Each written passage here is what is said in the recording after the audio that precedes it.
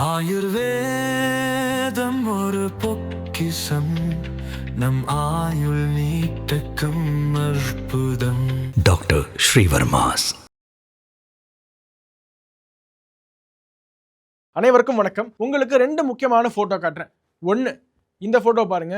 இவர் தான் ஆம் ஆத்மி கட்சியை சேர்ந்த டெல்லி பகுதியில் ஒரு கவுன்சிலரா இருந்தவர். இவர் அரவிந்த் கெஜ்ரிவால், டெல்லியோட முன்னாள் முதலமைச்சர். அவருக்கு ரொம்ப நெருக்கமானவர். ரெண்டாவது போட்டோ இந்த போட்டோ. இந்தியாவோட இன்டெலிஜென்ஸ் பியூரோ ஐபி டிபார்ட்மெண்ட்டை சேர்ந்த ஒரு ஆபீசர் அன்கித் சர்மா என்ற பேரு. இவரை கொடூரமா கொலை செஞ்சிருந்தாங்க. இந்தியாவோட உளவுத்துறை அதிகாரியை யார் கொலை செஞ்சிருப்பான்னு பார்த்தோம்னா, அந்த வழக்குல தான் தாஹிர் ஹுசைன் என்ற ஆம் ஆத்மி கட்சியை சேர்ந்த கவுன்சிலர் குற்றவாளி என்று டெல்லி நீதிமன்றத்தால இப்போது தண்டிக்கப்பட்டிருக்கிறார். சோ இந்த வழக்கு பத்தி தான் நாடு முழுக்க இப்போது எல்லா மீடியாவும் பேசிட்டு இருக்காங்க, தமிழ் மீடியா தவிர. ஆஸ் யூஷுவல் தமிழ் மீடியாவுக்கு இந்த வழக்கு பத்தி கவலை இல்லை, என்ன நடக்குதுன்னே தெரியல. ஏன்னா இது எங்க நடந்துச்சு, எப்படி நடந்துச்சுன்னு பார்த்தோம்னா, 2020ஆம் ஆண்டு மத்திய அரசாங்கம் கொண்டு வந்த CAA சிட்டிசன்ஷிப் அமெண்ட்மெண்ட் ஆக்டை எதிர்க்கிறோம், திரும்ப பெற வரைக்கும் ஓய மாட்டோம் என்று டார்கெட்டட் கில்லிங் ஆஃப் ஹிந்துஸ், இந்துக்களுக்கு எதிராக மிகப்பெரிய கலவரம் வெடித்தது. அந்த கலவரத்தின் போதுதான் இந்த அன்கித் சர்மா என்ற இந்தியாவினுடைய உளவுத்துறை அதிகாரியும் கொல்லப்பட்டிருக்கிறார். அதோட முக்கிய குற்றவாளியா தாஹிர் ஹுசைனும் இருக்கிறார். இந்த நாட்டோட தலைநகர்ல அதுவும் இந்த கலவரம் எப்போ வெடித்தது என்பதுதான் ரொம்ப முக்கியம். CAA சட்டத்தை திரும்ப பெறும் வரை நாங்கள் ஓய மாட்டோம் என்ற ஒரு கும்பல் அமெரிக்க அதிபர் டொனால்டு ட்ரம்ப் அவர்களுடைய இந்தியா விசிட்டை ஒட்டி, இந்தியாவுக்கு ட்ரம்ப் வர போறாரு, டெல்லியில கலவரம் செய்யலாம் என்று ஆன்டி CAA ப்ரொட்டஸ்டை ரொம்ப ஆர்கனைஸ்டா அந்த இடத்துல பிளான் பண்றாங்க. இந்த கலவரத்தை பத்தி டெல்லி போலீஸ் என்ன அறிக்கை தாக்கல் செய்யறாங்கன்னா நீதிமன்றத்துல, இது ரெஜிம் சேஞ்ச் ஆபரேஷன், இந்தியாவை டீஸ்டெபிலைஸ் செய்வதற்கு, உள்ளிருந்தே செல்லரிப்பதற்கு ஒரு மிகப்பெரிய சதி நடந்திருக்கு. இது ரெஜிம் சேஞ்ச் ஆபரேஷனுக்காக மட்டும்தான் இந்த CAA ப்ரொட்டஸ்ட் நடந்திருக்கு. ரொம்ப திட்டமிட்டபடி ஆர்கனைஸ்டா இந்த CAA ப்ரொட்டஸ்ட பண்ணிட்டு இருக்காங்க. இது ப்ரொட்டஸ்ட் அப்படிங்கிறத தாண்டி கலவரம், இந்துக்களுக்கு எதிரான கலவரம் என்பதுதான் நமக்கு அடுத்தடுத்து அன்ஃபோல்ட் ஆகக்கூடிய நிகழ்வுகள் நமக்கு சொல்கின்றன. கொஞ்சம் இந்த கலவரத்தோட டைம்லைன் என்ன நடந்தது என்று பார்க்க வேண்டியது அவசியமாக இருக்கிறது. ஃபர்ஸ்ட், டொனால்டு ட்ரம்ப் இந்தியாவுக்கு வராரு. 24th February 2020 அன்னைக்கு அகமதாபாத், குஜராத்ல இருக்கக்கூடிய அகமதாபாத்ல லேண்ட் ஆகுறாரு. அங்கேருந்து சபர்மதி ஆசிரமத்திற்கு போயிட்டு நரேந்திர மோடி ஸ்டேடியம், இந்த மோட்டரா ஸ்டேடியம் இருக்கு இல்லையா, அந்த ஸ்டேடியத்துல மிகப்பெரிய ஒரு ஈவெண்ட். அந்த ஈவெண்ட்ல ட்ரம்ப் பேசிக்கொண்டு இருக்கும் போதே நார்த் ஈஸ்ட் டெல்லியில பாத்தீங்கன்னா கலவரத்தை தூண்டி CAA ப்ரொட்டஸ்ட் என்கிற பேர்ல கான்ஸ்டபிள் ரத்தன் லால் என்பவரை சுடுறாங்க. ஸோ போலீஸ் மேல வன்முறையை தொடுக்க ஆரம்பிக்கிறாங்க. இந்த ஒரு பிளேஸ் தான் நோட் பண்ண வேண்டியது. ட்ரம்ப் அன்று இரவு தங்க இருந்த ஒரு பிளேஸ் இருக்கும் இல்லையா, ஒரு இடம், அதுல இருந்து வெறும் 15 கிலோமீட்டர்ஸ் தான் இந்த ரயட்ஸ் கலவரம் நடந்து கொண்டு இருந்தது. வெறும் 15 கிலோமீட்டர் தான் கேப். அதுக்கு அடுத்த நாள் 25th February 2020 அன்னைக்கு ரயட்ஸ் அப்படியே பீக் ஆகுது. இது என்னைக்குன்னா, அன்னைக்கே தான் டெல்லியில ராஷ்டிரபதி பவன்ல நரேந்திர மோடி அவர்கள் US அதிபர் டொனால்டு ட்ரம்ப் அவர்களுக்கு செரிமோனியல் வெல்கம் கொடுக்கிறாரு. அதுக்கப்புறமா பைலாட்ரல் டாக்ஸ், இரு நாடுகளிடையே பைலாட்ரல் ஒப்பந்தங்கள்லாம் கையெழுத்தாவது. அதுக்கப்புறமா ஒரு பிரஸ் கான்ஃபரன்ஸ்ல ட்ரம்ப் அவர்களிடம் இந்த கலவரம் குறித்து கேட்கப்படுகிறது, ஒரு கேள்வியாக கேட்கப்படுகிறது. அதற்கு எனக்கு அதை பத்தி தெரியாது, I don't want to talk about it, I leave it to prime minister Modi, அவர் பார்த்து பாரு அப்படின்னு விட்டுட்டாரு. இந்த கலவரம் நடந்த போது டெல்லி பாஜகவை சேர்ந்தவர்கள் பல பேர் அப்பவே ஓப்பனா பேட்டி கொடுத்தாங்க. டெல்லியில ஒரு கவுன்சிலரா இருக்கக்கூடிய இவர், இந்த ஆம் ஆத்மி கட்சியை சேர்ந்த தாஹிர் ஹுசைன் தான் இதுக்கு எல்லாமே மாஸ்டர் மைண்டா செயல்படுகிறது. இவருக்கும் தாண்டி லோக்கல்ல செயல்படுறது இவர் மாஸ்டர் மைண்ட், இவருக்கும் மேலே ஒரு மாஸ்டர் மைண்ட் இருக்காங்க என்றெல்லாம் சொன்னபோது ஒட்டுமொத்த எக்கோசிஸ்டமும் என்ன தெரியுமா சொன்னாங்க, அவர் ஒரு சிறுபான்மை சமூகத்தை சேர்ந்தவர் என்பதாலேயே பாஜக அவரை டார்கெட் பண்ணுது அப்படின்னு சொல்லிட்டு இருந்தாங்க. நிறைய ஆதாரங்கள், நிறைய ட்வீட்ஸ், நான் அவ்வளோ ட்வீட் உங்களுக்கு எடுத்து காட்ட முடியும். இவரை டார்கெட் பண்றாங்க, இவர் ஒரு இன்னோசென்ட், இவர் விக்டிம், இவரும் அந்த ரயட்டால பாதிக்கப்பட்டிருக்காரு, இவர் எப்படி அக்ரஸர் ஆக முடியும், அதாவது இவரும் பாதிக்கப்பட்டிருக்காராம், அந்த கலவரத்தால பாதிக்கப்பட்ட ஏரியாவில் இருக்காராம், அதனால இவர் நீங்க மதத்தை வச்சு டார்கெட் பண்ணாதீங்க என்று சொல்லிட்டு இருந்தவர்களுக்கு நேத்துக்கு நீதிமன்றம் இவரோடு சேர்ந்து இவரோட க்ளோஸ் எய்ட்ஸ் பல பேரை குற்றவாளி என்று அறிவிச்சிருக்காங்க. எதற்கு தெரியுமா? ஃபர்ஸ்ட் இந்தியாவோட உளவுத்துறை அதிகாரி அன்கித் சர்மா என்பவரை ஒரு கலவரக்கார கும்பல் என்ன பண்றாங்க, தாஹிர் ஹுசைனோட வீட்டுக்குள்ள தர இழுத்துட்டு போய் பல முறை அவர் குத்தப்பட்டு சாக்கடையில வீசப்பட்டிருக்காரு. அவரோட குடல் இருக்கு இல்லையா, இன்டெஸ்டைன், அது வெளியில வந்திருக்கு. அந்த அளவுக்கு சரமாரியாக தாக்கப்பட்டிருக்காரு. அதே மாதிரிதான் காவல்துறை அதிகாரி ரத்தன் லால் என்பவரும் கொல்லப்பட்டிருக்காரு. இந்தியாவோட உள்நாட்டு பாதுகாப்பை உறுதி செய்யக்கூடிய இன்டெலிஜென்ஸ் பியூரோவையே நீங்க ஒரு ஆபீசரை குத்தி கொள்வீங்கன்னா, நிறைய விஷுவல்ஸ் அவைலபிளா இருக்குங்க. இப்போ இந்த சம்பவம் நடந்த போதே நிறைய லோக்கல் ரெசிடென்ட்ஸ் வந்து வீடியோ எடுத்து வச்சிருக்காங்க. ஒரு இண்டிபெண்டன்ட் ஜேர்னலிஸ்ட், அவர் இண்டிபெண்டன்டான்னு தெரியல, ட்விட்டர்ல போட்டிருக்காரு, இங்க வந்து இண்டிபெண்டன்ட்னு ஒன்று கிடையாது, நடுநிலை என்று ஒன்று கிடையாதுன்னு நான் நினைக்கிறேன். எல்லாருக்கும் ஒரு சார்பு நிலை இருக்கு. ஸோ சார்பு நிலை இருந்தாலும் இல்லாவிட்டாலும் ஒரு எவிடன்ஸ், நமக்கு நிறைய எவிடன்ஸ் கிடைக்குது. அதுல ஃபர்ஸ்ட் தாஹிர் ஹுசைன் என்ற இந்த ஆம் ஆத்மி கட்சியோட கவுன்சிலர், அவரோட வீடு அந்த பகுதியிலேயே டாலஸ்ட் பில்டிங், அவ்வளோ உயரமான ஒரு கட்டிடம். அந்த கட்டிடத்துல என்ன நடக்குதுன்னு பாருங்க.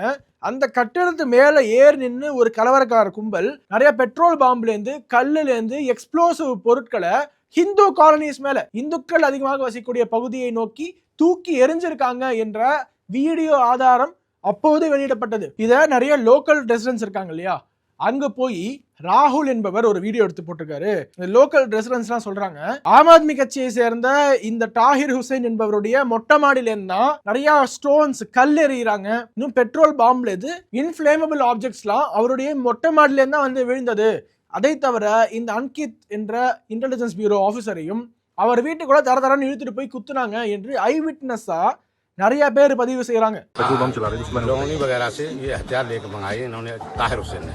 और इस भारत डेयरी वाले और ये कोठी इन्होंने अपनी टारगेट बना रखी, जो 4-5 मंजिल है, वहां तक नीचे को पथराव और गोली वहीं से चालू की।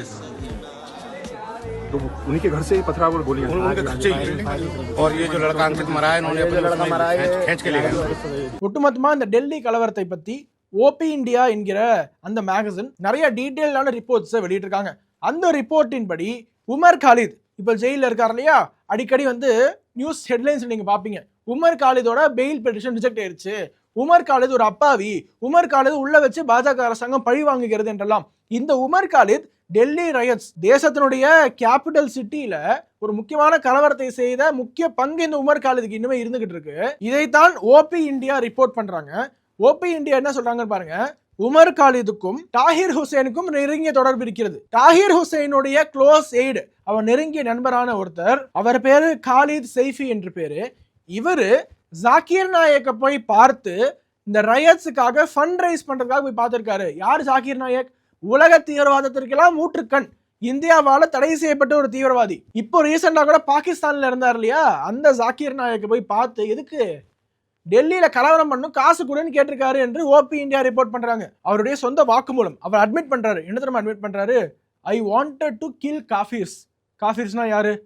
எல்லாருக்குமே தெரியும். காஃபிர்களை நான் கொல்ல நினைத்தேன், அதோட என்ன நானே விக்டிமா ப்ரொஜெக்ட் பண்ணிக்கிட்டேன் என்று ஓன் வேர்ட்ஸ். இந்த கலவரத்துக்கு பின்னாடி இருந்து அவரோட சொந்த மொட்டை மாடியிலேருந்து கலவரத்தை தூண்டி பல இந்துக்களை கொன்ற இவரு, நான் விக்டிமா என்ன ப்ரொஜெக்ட் பண்ணிக்கிட்டேன் என்று கிளைம் பண்றாரு. இது அனைத்துமே அறிக்கையில ரொம்ப தெளிவாக குறிப்பிட்டிருக்காங்க, நீதிமன்றத்திலையும் சமர்ப்பிக்கப்பட்டிருக்கு. இந்த இடத்துல தான் ஏற்றுக்கொள்ளவே முடியாத ஒரு சில செயல்கள் யாரோடதுன்னா டெரர் சிம்பத்தைசர்ஸ். இந்த நாட்டில் பாத்தீங்கன்னா டெரர் சிம்பத்தி என்பது நார்மலைஸ் ஆயிருச்சு. நம்ம தீவிரவாதிகளுக்கு மர்சி பெட்டிஷன் சைன் பண்ணுவோம். இந்த நாட்டில் குண்டு வச்ச பலருக்கும் நீதிமன்றத்தில் தண்டனை வழங்கக்கூடாது என்று மர்சி பெட்டிஷன்ஸ் சைன் பண்ணால்தான் நம்ம அப்பேற்பட்ட ஒரு நாட்டில் இருந்துகிட்டு யாரும் இந்த கலவரக்காரர்களுக்கு சப்போர்ட் பண்ணலாம் தான் ஆச்சரியம். நேற்றுக்கு காங்கிரஸ் கட்சியை சேர்ந்த ஒரு முக்கியமான லீடர் இம்ரான் மசூத்னு பேரு, ராகுல் காந்தி பிரியங்கா காந்திக்கு ரொம்ப க்ளோஸ். அவர் சொல்றாரு, இவர் தாஹிர் ஹுசைன் என்பதனாலதான் தண்டிக்கப்பட்டிருக்காரு, இதே இவருடைய பெயர் வேற பெயராக இருந்தால் தண்டிக்கப்பட்டிருக்க மாட்டாரு அப்படிங்கிறாரு. இதே மாதிரிதான் ஒயிட் வாஷ் பண்ணிட்டு இருக்காங்க. 26 பிப்ரவரி 2020 அன்னைக்கு இந்த அங்கித் சர்மா என்ற ஐபி ஆபீசரோட உடல் வந்து ரொம்பவும் சொல்ல முடியாத அளவிற்கு சித்திரவதை அனுபவித்து ஒரு சடலம் மீட்கப்படுது, அவருடைய சடலம். அதுக்கப்புறமா தாஹிர் ஹுசைன் ஆளையே காணோம். டெல்லி போலீஸ் அரெஸ்ட் பண்ண ட்ரை பண்றாங்க, நிறைய இடத்துல போய் தேடுறாங்க, இல்ல. மார்ச் 5ஆம் தேதி த வயர் என்கிற இந்த மீடியா நிறுவனம் என்ன பண்றாங்க, ஒரு வீடியோ வெளியிடுறாங்க. அந்த வீடியோல தாஹிர் ஹுசைன் பேசுறாருங்க.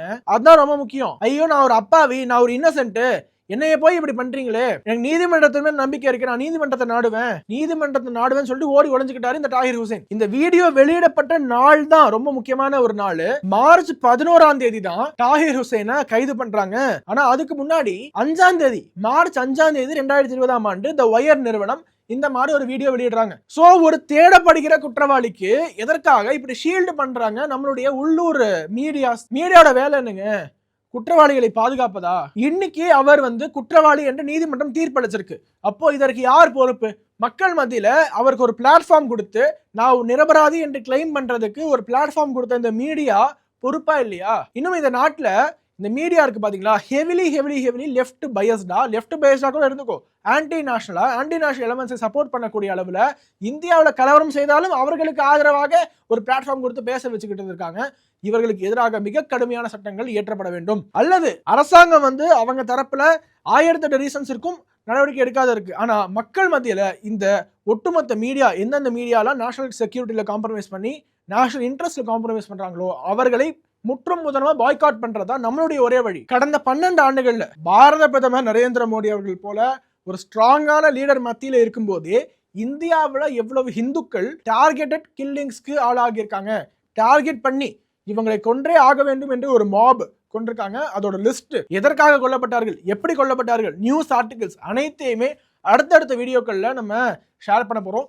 தொடர்ந்து இணைந்திருங்கள். இந்த நாட்டில் யாருக்கு பாதுகாப்பு இருக்கோ இல்லையோ, ஒரு ஈஸி டார்கெட்டா, சாஃப்ட் டார்கெட்டா இருக்கிறது இந்துக்கள் தான். இந்த ஒரு லிஸ்ட்டை ஆல்ரெடி நம்மளுடைய சேனல்ல ஓமேந்தர் ரத்னு அவர்கள் அவருடைய பாட்காஸ்ட்ல நாங்கள் டிஸ்பிளே பண்ணியிருந்தோம், டிஸ்கிரிப்ஷன்லையும் கொடுத்துருந்தோம். அதை ஒரு எக்ஸ்க்ளூசிவா வீடியோவா பண்ணா மட்டும்தான் எப்படி இந்த நாட்டில் ரொம்ப சாஃப்ட் டார்கெட்டா இந்துக்கள் இருக்காங்க, இந்துக்களை அடிச்சா கேட்க நாதியே இல்லாம எப்படி அங்கித் சர்மா என்று ஐபி அதிகாரியை சாக்கடையில இருந்து பொறுக்கிட்டு வந்தாங்களோ அந்த மாதிரி அடிச்சா சீண்ட கூட ஆள் இல்லாம இருக்காங்க என்பதை ஒரு கம்ப்ளீட்டான லிஸ்டோட அடுத்த வீடியோல சந்திக்கிறேன்.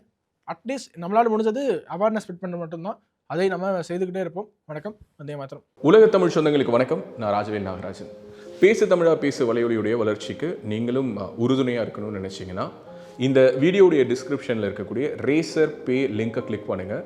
அந்த லிங்க்கில் போயிட்டு உங்களுக்கு விருப்பமான தொகையை பேசு தமிழா பேசுவனுடைய வளர்ச்சிக்கு உங்களுடைய பங்களிப்பாக நீங்கள் கொடுக்கலாம். நன்றி, வணக்கம்.